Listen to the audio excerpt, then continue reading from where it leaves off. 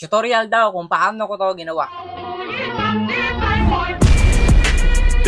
So first clip, nasa bahay lang tayo, mag-video tayo. Naka-landscape yung video natin ha. Tapos acting kayo dyan, parang sinipa nyo yung camera. Second clip, nasa labas tayo, tapos ganun lang din gagawin natin. Kayo na bahala kung anong suotin nyo dyan kasi naka-transition naman yan. Third clip, dapat may ganito kayo. Kung wala ba kayo nito, pwede nyo screen record itong sa akin. Or magpunta kayo sa YouTube, tapos i-search nyo doon, Explosion VFX pa. Tapos marami ang lalabas dyan, kayo na bahala mamili dyan. I-download nyo lang or screen record. Basta make sure, ganito yung background nya, itim yung background. So CapCut gagamitin natin dito, tap nyo lang tong new project. Tapos import natin yung first clip. Click natin tong add. Ngayon pag ma-import nyo na yung video, magpunta kayo sa part na nasa screen na yung paa nyo dyan. Oh. Ayan oh. Pag nasa gitna ng screen yung paa nyo, i-tap nyo yung video, tapos i-split nyo, tapos yung clip na maliit, i-delete natin. Makikita nyo tong plus, i-click nyo yan, tapos i-add na natin itong clip na nasa labas tayo. Tap nyo lang add sa baba. Pag ma-add nyo na, ganoon pa rin, magpunta tayo sa part na nasa screen na yung paa natin. Tap nyo yung video, pag nasa screen, i-split, tapos yung clip na nasa gitna, tap natin yan kasi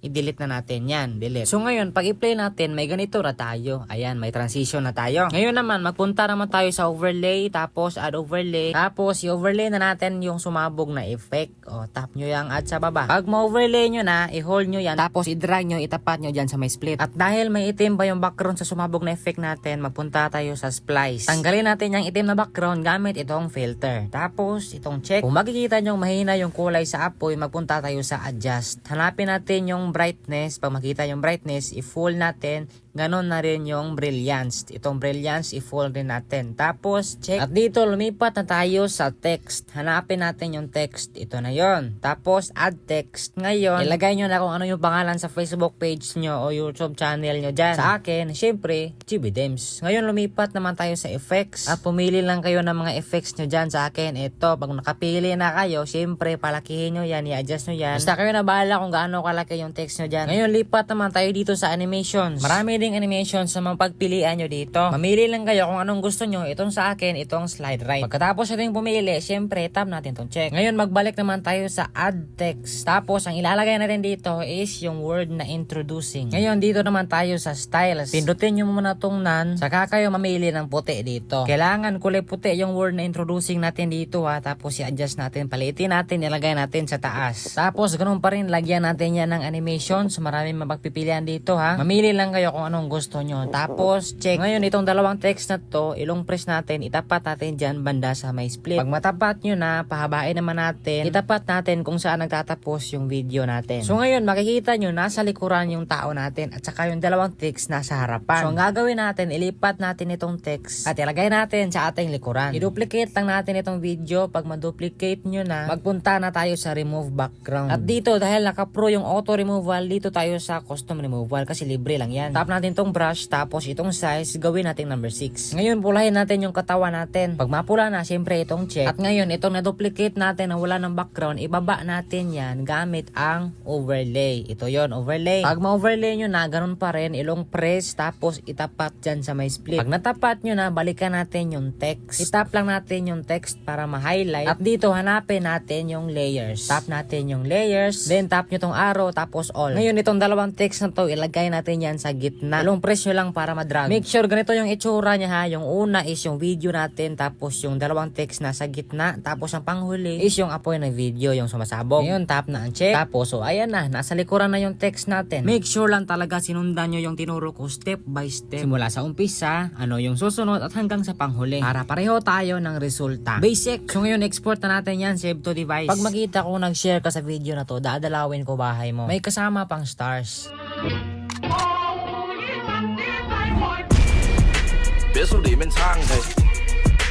Baka gusto mo pa ng maraming tutorials at baka gusto mo rin matuto ng maraming tricks gamit ang CapCut. Siyempre, alam mo na.